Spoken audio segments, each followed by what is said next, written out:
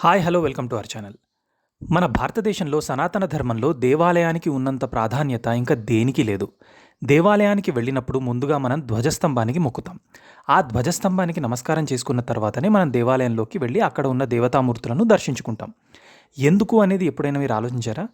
దీని వెనక ఉన్న వీరుని కథ ఉన్నది. పూర్వం మణిపుర దేశాన్ని మయూరధ్వజుడు అనే రాజు పరిపాలించేవాడు. ఆయన ధర్మనిరతుడు, నిస్వార్థ బుద్ధి కలిగినవాడు, త్యాగశీలి, అపార భక్తి కలిగినటువంటి వాడు. మహాభారత యుద్ధం తరువాత పాండవులు చేసిన అశ్వమేధ యాగం తరపున యాగాశ్వాన్ని పంపుతారు. అప్పుడు ఆ అశ్వాన్ని మయూరధ్వజుడు అడ్డుకుంటాడు.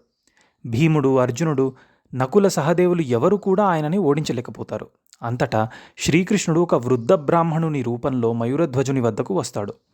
తన కుమారుణ్ణి రక్షించేందుకు మయూరధ్వజుని శరీరమును తన భార్య మరియు కుమారుడు కలిసి సగం కోసి ఇవ్వవలసినదిగా కోరుతాడు.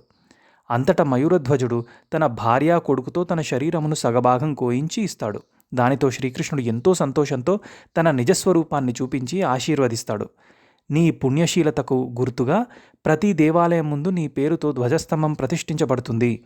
ముందుగా ఈ స్తంభానికి నమస్కరించుకున్న తర్వాతనే ఆ భగవంతుని దర్శనం చేసుకోవాలి అని వరం ప్రసాదించాడు.